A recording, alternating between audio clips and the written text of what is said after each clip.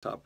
We're going to be talking about something that I think is probably, at least for me, the single most important takeaway when it comes to how to embrace the New World paradigm, or what I envision as the next normal for all of us who are living in the New World paradigm.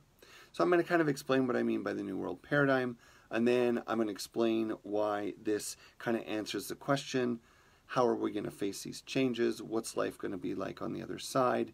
And then frankly, just my personal feeling or my personal opinion on the most extraordinary change or choice you can make in that transition. So, having said that, let's all get a sip of water, settle in. We're going to do a little breathing together, and then we'll dive into the material. All right. Sitting comfortably but alert.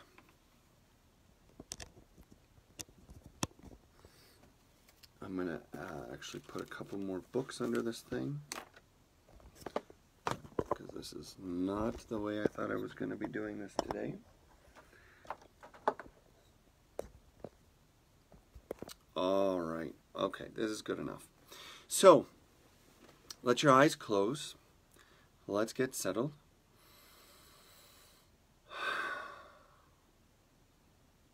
I'm going to invite you just to connect with the stillness and the silence inside yourself.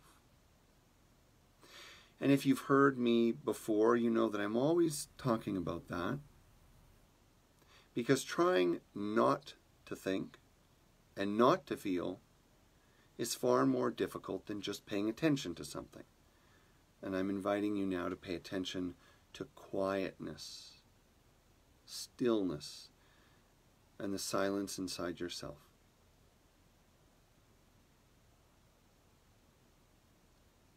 Use your breath to help you calm down and settle down.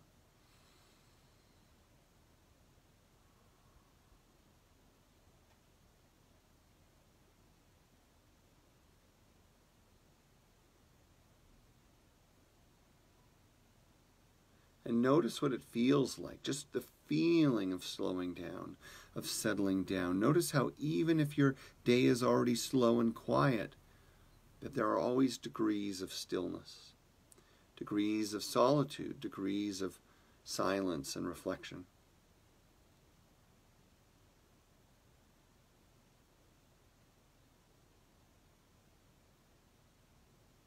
And then when you're ready, we're going to come back out of that and back to our group. So, I'm going to start with a very short story. And the truth is, I'm only sharing this story because it's just kind of characteristic for us in the Althea community to tell stories. And, but it's going to kind of surprise you when you see my purpose for telling the story. I'm doing a little smudging, cleansing here. If this is a moment of meditation for you, you can do the same.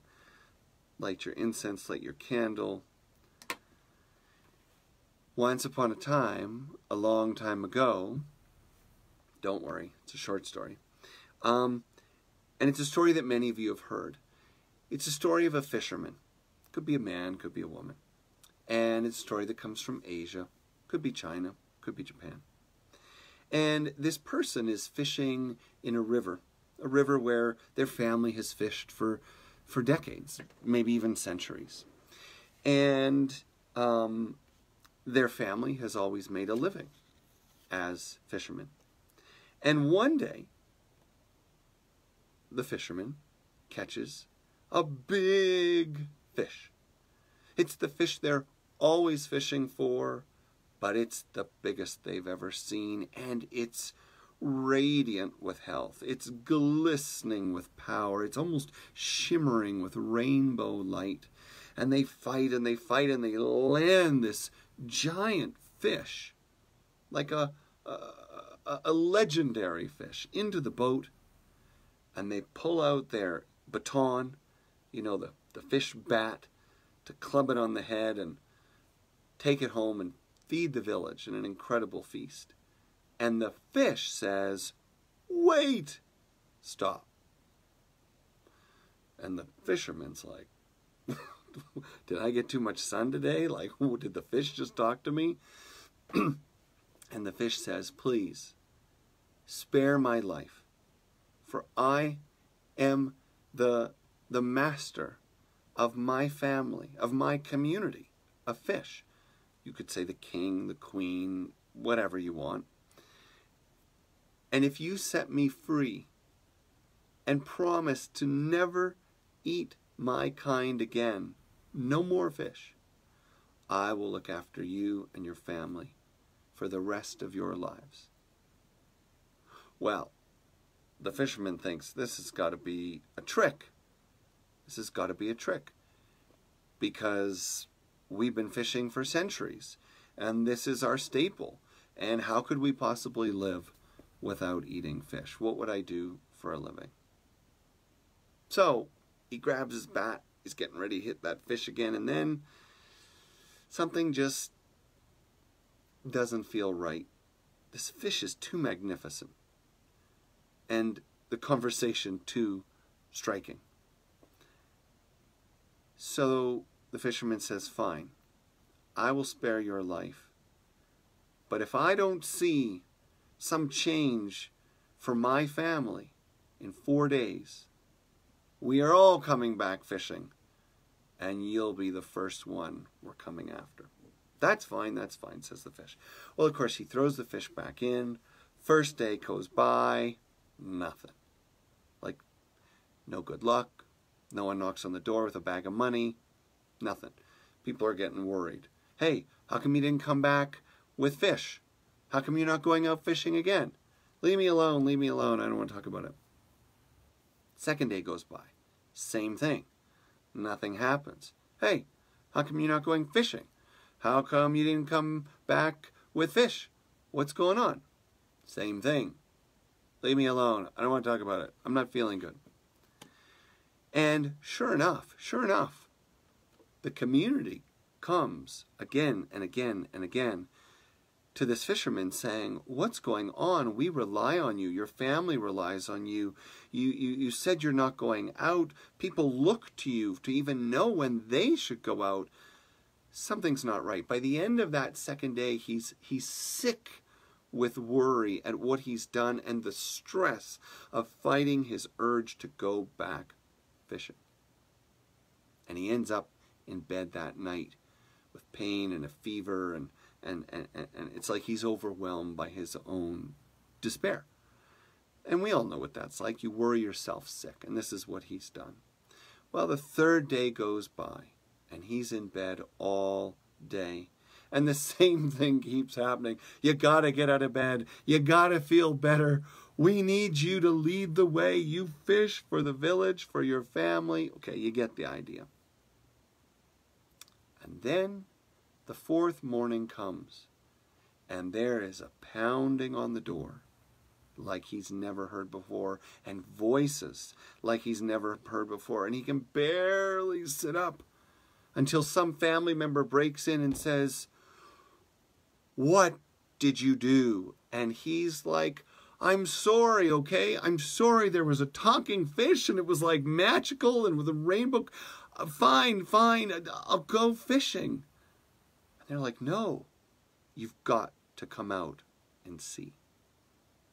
So he gets up, and he comes out of bed, and there, all throughout the village, in every open space where there was once open grass or small gardens or simple bushes, there is now bountiful gardens full of fruits and vegetables and even grains.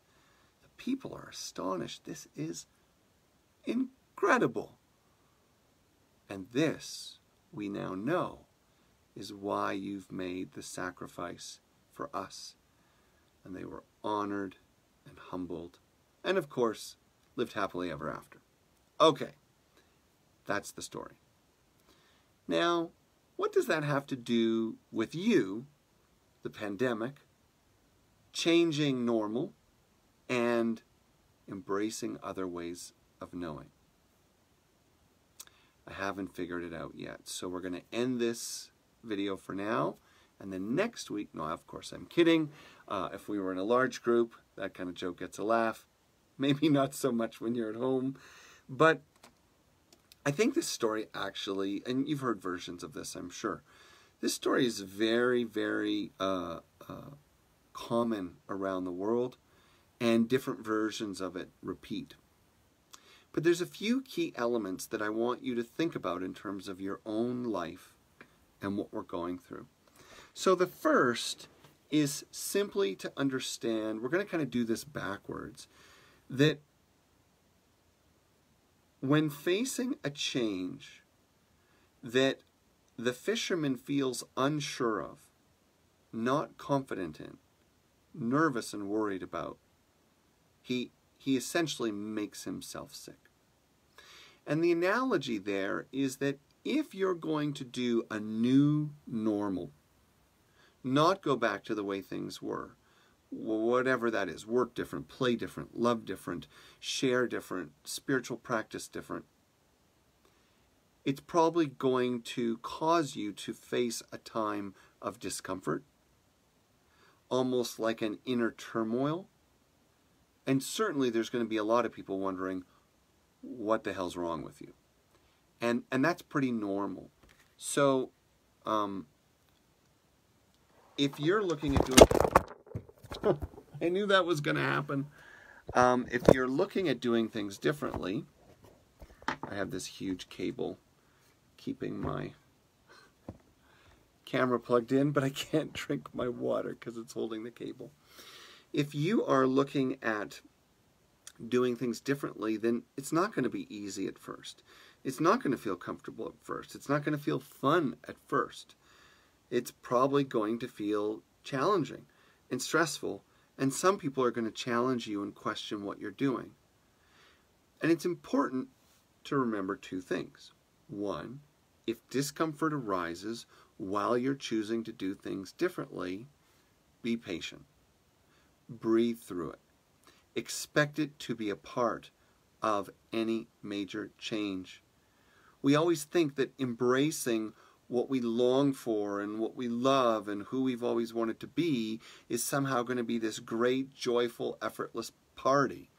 And that's rarely the case. If it's truly, truly a stretch, if it's truly breaking something old and embracing something new, there's going to be upheaval. There's going to be the feeling of disintegration before you can experience the true results and feeling of integration. Does that make sense?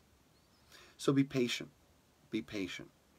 Many people take the discomfort that they feel in times of major change as a sign that they're not doing it right, or that it's not a good idea, or maybe they should just start over or go back to the way things were.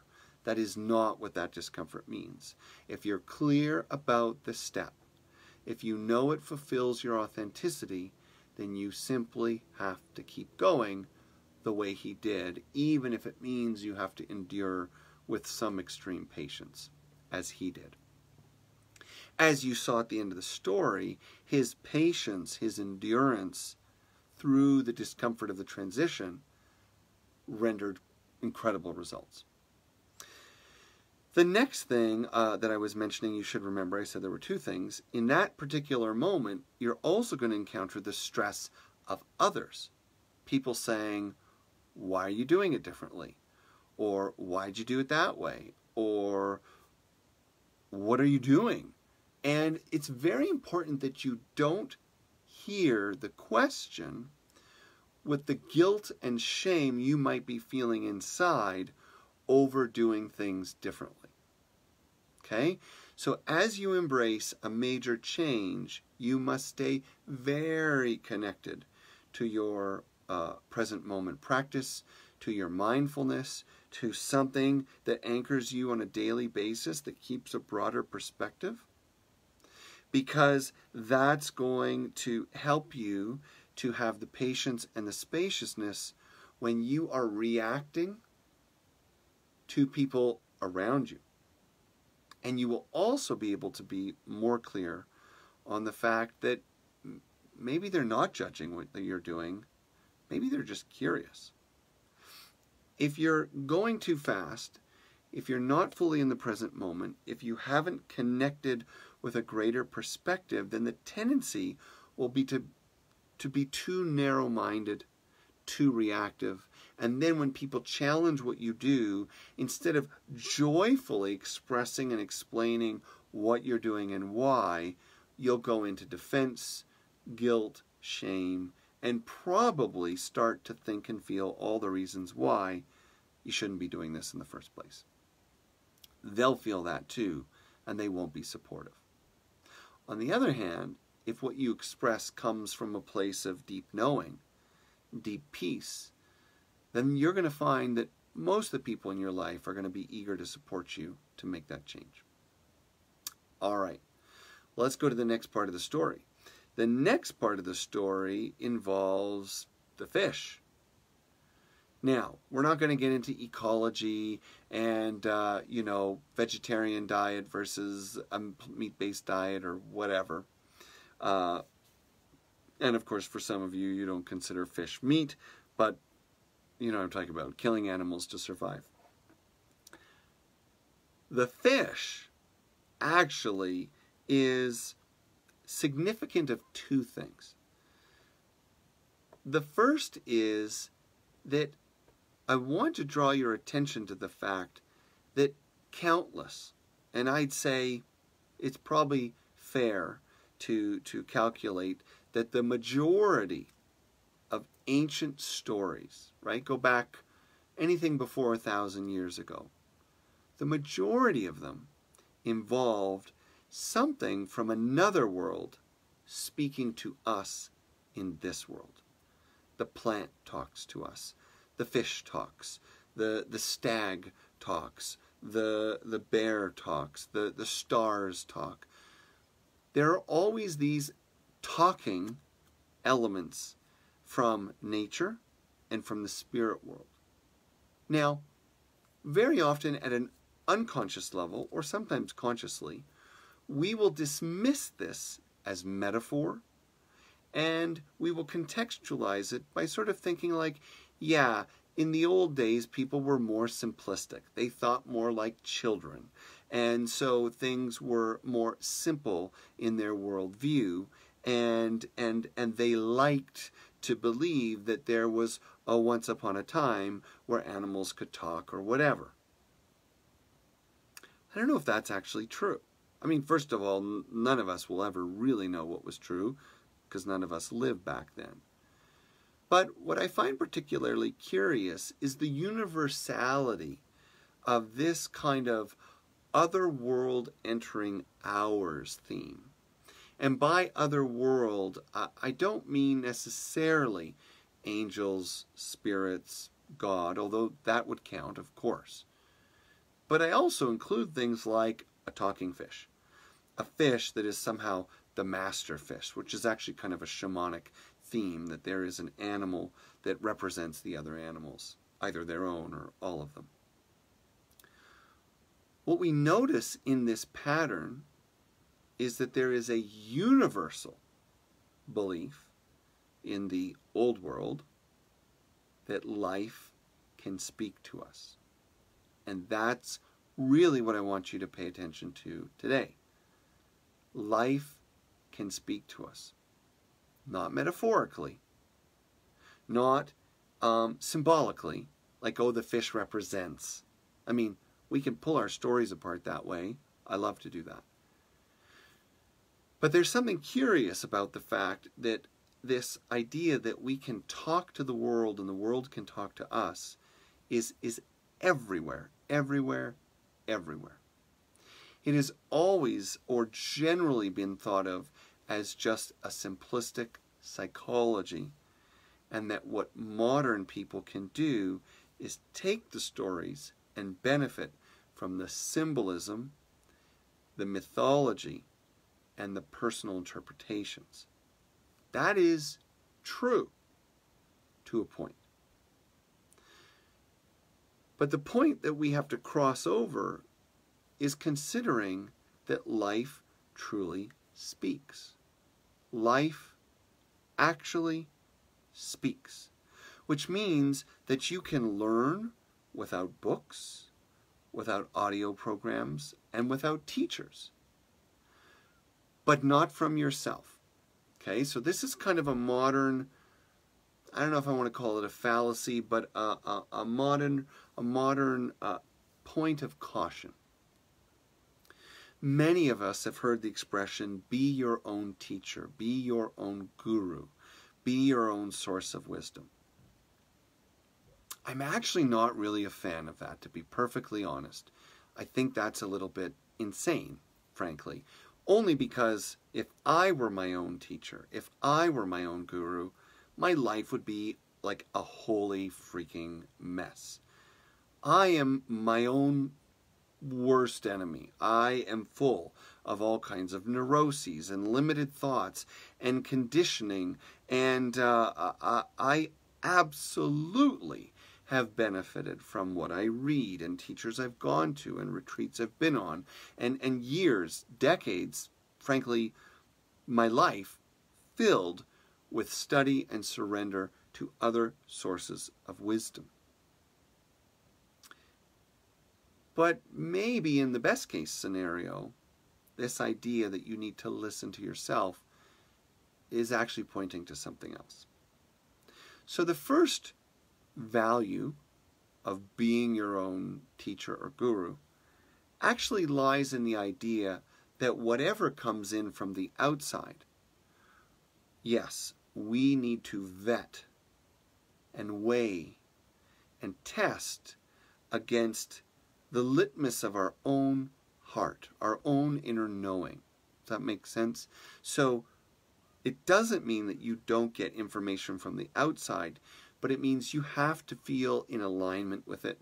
You have to have a sense of integrity, and you certainly should not feel violated or abused or exploited by any teacher or program or practice that tries to give you something. So yes, in that sense, you must be the master of your own conditions.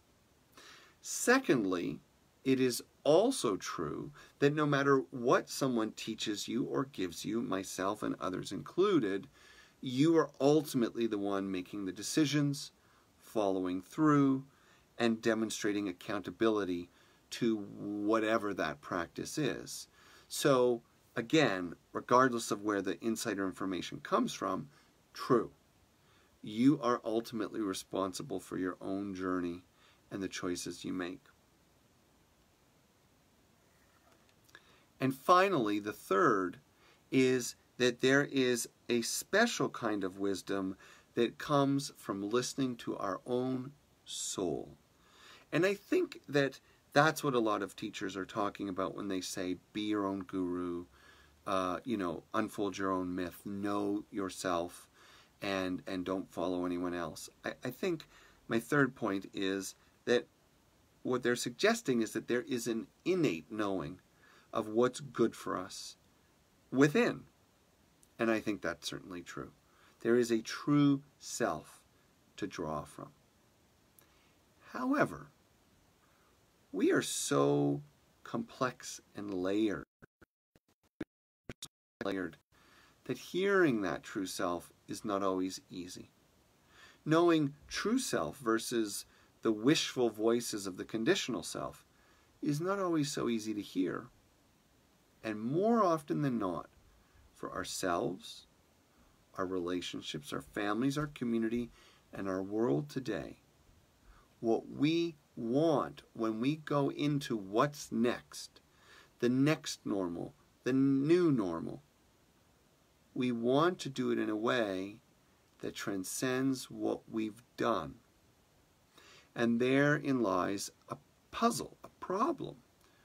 We are trying to create something new, like truly new, radically new, but with all of our old tools, all of our old experiences, and even with our old mindset. How do we go beyond ourselves? How do we create a new relationship when we haven't even experienced that yet, if If we had, we would have already created that new relationship. Well, here's where we get to the last part of the story. I'm going to attempt to take a drink of water and not have my phone go flying off the table. Hang on. Watch this. It's a magic trick. Hooray! And the people at home applauded. All right.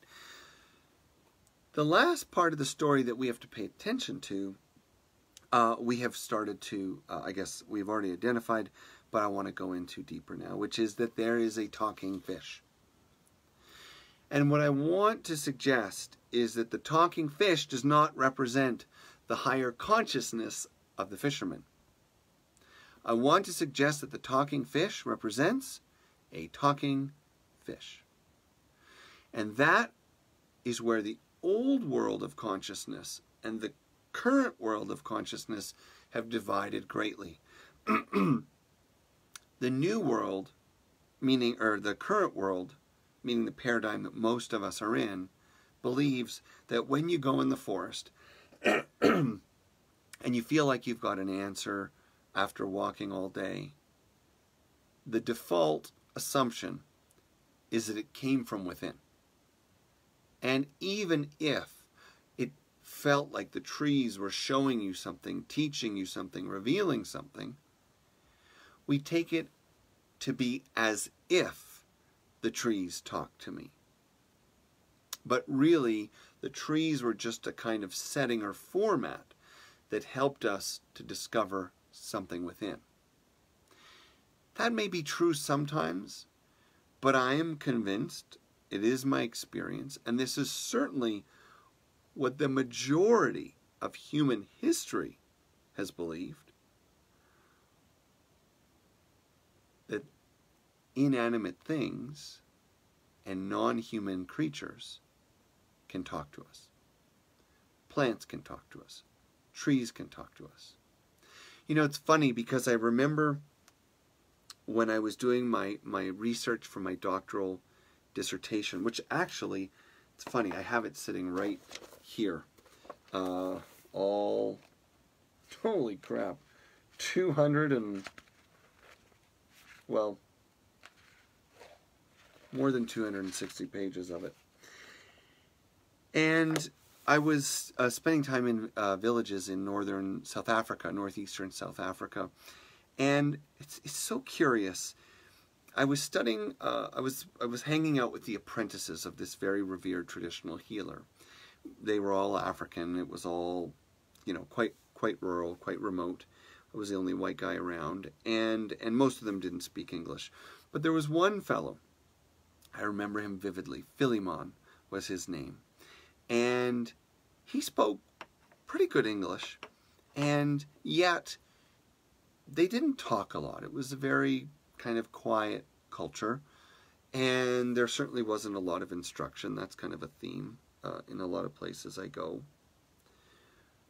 But I remember after the first day of going out to pick medicine, they were plant doctors, plant healers, not hallucinogenic at all, just herbal medicine.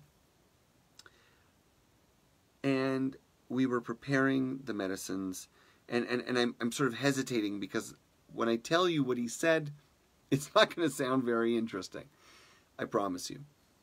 But we were tending to the plants, and I remembered asking some question about what something was for, and he paused like a long time.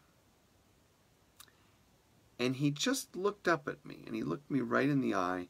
He was a very gentle sort of soul, and he just said, this was his answer. I asked him, so imagine I said like, hey, what's this stick do, you know, or, oh, we picked this root all morning, you know, what is that used for? He was quiet a long time, and he just kind of looked at me sideways, and with a smile and a great gentleness, he said, the trees are talking, my friend. That was it. The trees are talking. And it just kind of echoed poetically. And of course, at the time, you know, I kind of wondered why he couldn't just answer my question. And then I don't remember the rest. I guess we went off and prepared it, and then he talked a little bit about the preparation. His first answer was to say, if you want to know what a plant does, ask the plant. When people come to me and say, oh, I saw a crow following me on my walk this morning, what does crow mean in native medicine? Or what does crow mean in animal speak? Do you have one of those books? Can we look it up? What's the symbol? It's absolutely true that there is a mythical and symbolic layer to our reality. But it is also true that there is living consciousness, intelligence, and wisdom within every consciousness. So the real answer to what did it mean when I saw a crow follow me all morning, or what did it mean that I was out for a run and a coyote crossed my path, the old world answer would be, ask the coyote, ask the crow. The spirit of that creature can literally communicate with you. It doesn't mean that the symbolism isn't also important. It doesn't mean that mythical thinking isn't helpful. But if you want to understand something deeply and truly, it's my sense that the next normal, the future paradigm for humanity, must reclaim the ways of knowing we have lost with the ways of knowing we have acquired. Technology, medicine, science, incredible material traditions of knowledge that we must celebrate and embrace. But if we are going to go forward into the next age, the next era, with sustainability, with compassion, with connection, then we must recognize that these vast bodies of sophisticated knowledge are a thin layer of what human beings are capable of knowing and how we are capable of knowing. That if we want to be good stewards of the ocean, we can gather oceanographers, we can gather climatologists, we can gather zoologists, and we can sit and pray with the ocean. We can meditate with the ocean. We can spend time in the ocean. We can learn from the ocean. When I was in the Amazon and I spent some time in a little remote settlement, it wasn't really a village, it was more of a family settlement of 3 traditional healers, shamans, ayahuasqueros and their families. We were exploring the nature of plant medicine. Again, interestingly, they were not particularly interested in psychedelic medicine or shamanic, what we call shamanic medicine, journeying medicine like ayahuasca, although that's fine and wonderful. I have nothing against that. They were trying to teach healing medicine, you know, like for diarrhea or headaches or cancer.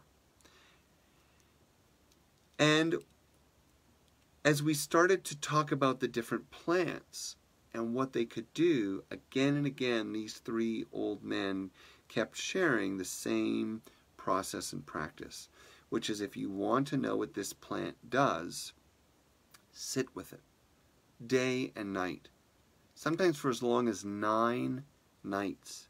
I remember that very clearly. Drink its tea, feel its bark, chew it, smell it, know it with your body, know it with your senses, and it will speak to you in your dreams. That is a whole other way of knowing. Imagine, for example, and some people I know have already done this, if you talked to the coronavirus, what cures you? What heals you? What medicines should we be considering? What direction should we be looking? I'm quite certain that traditional healers in different parts of the world are already treating it successfully. It's quite common that that's the case, that things that modern science haven't done, smaller villages are successful for.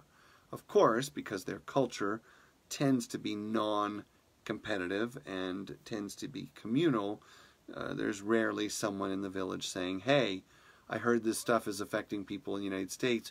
We ought to package it up and sell it for millions of dollars. That doesn't really happen.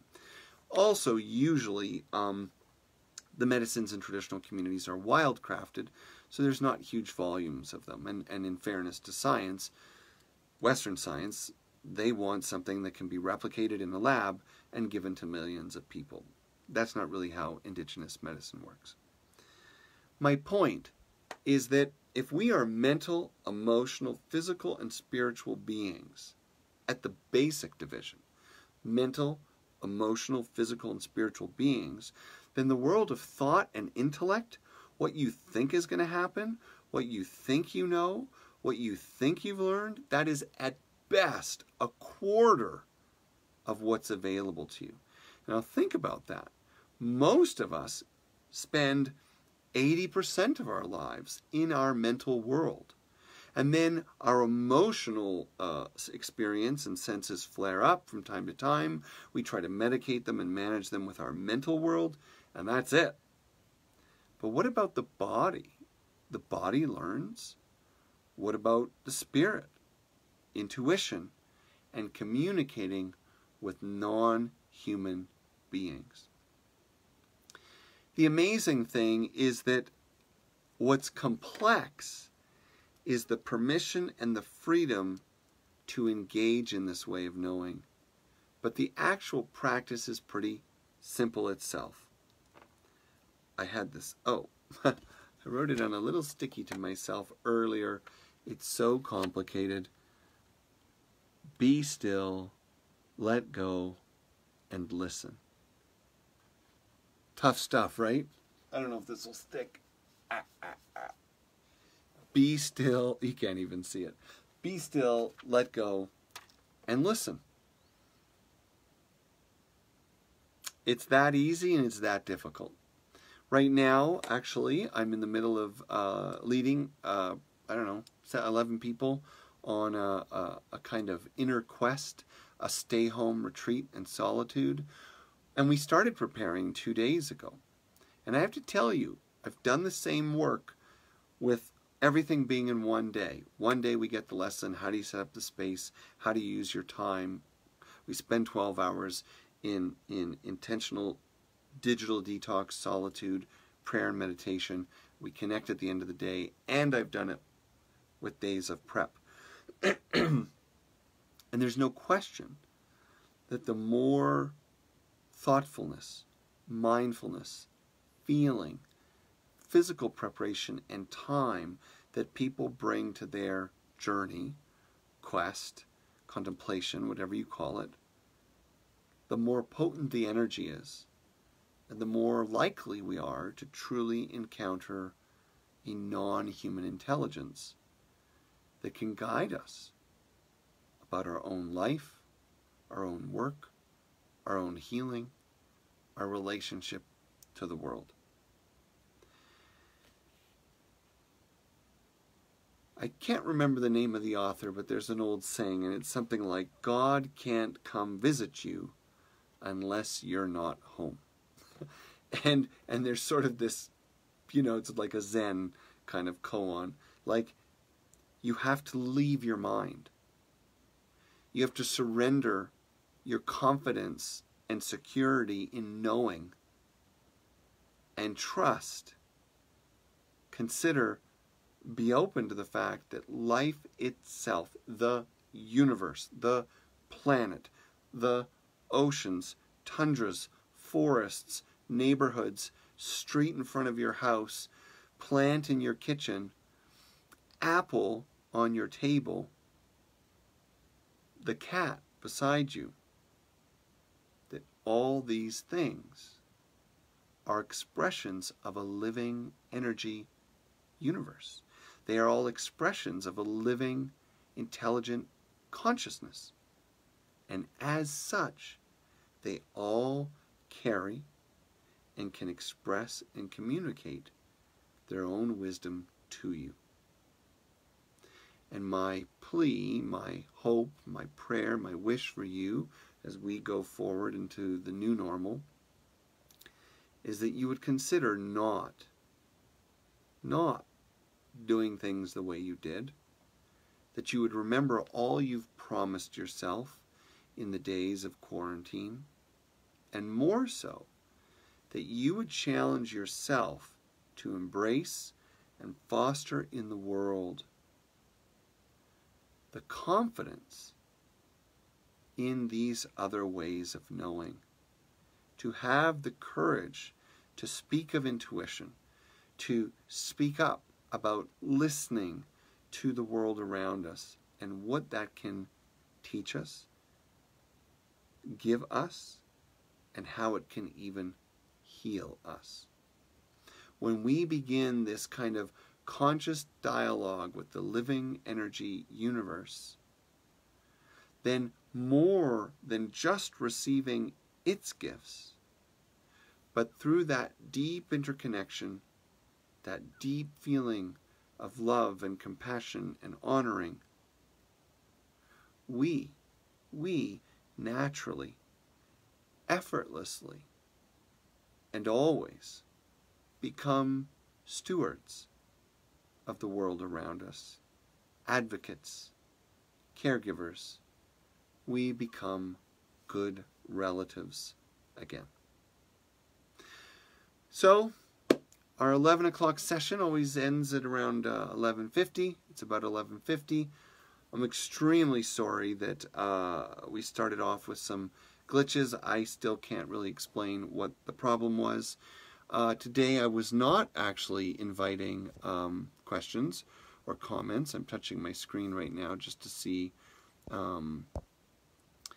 if I can see if there are any questions or comments. But I would be grateful and glad if you would send them as messages below the video, and then I will type my answers to you. And again, I'm grateful that you wanted to do this today.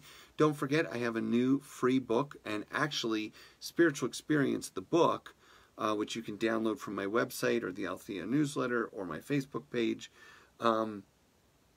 It's really all about the many, many different ways we can learn to listen to the many, many, many different beings and dimensions of our world. And they're very kind of vivid, real-life stories. So check out the book, Spiritual Experience. That's a great asset in this conversation. Remember, on my Facebook page, I'm doing 12 at 12. So today, in 10 minutes, I'm actually going to do a quick summary of this long talk. And then Sunday, come back, see us online, live, the Althea Denver community. I know you can watch it later recorded, but it's really, really, I know this sounds crazy, but it's helpful. The more people that show up, the more it encourages those that are feeling lonely or isolated or like they are disconnected from our community. So please, please share our Sunday gatherings with your friends, your family. Encourage Althea members to come. Let's do it together. Let's stay connected. Sunday, 10:30 Mountain Time on this channel. I love you all. I'm grateful that you wanted to hang out, and I'll see you soon. All right. Bye-bye.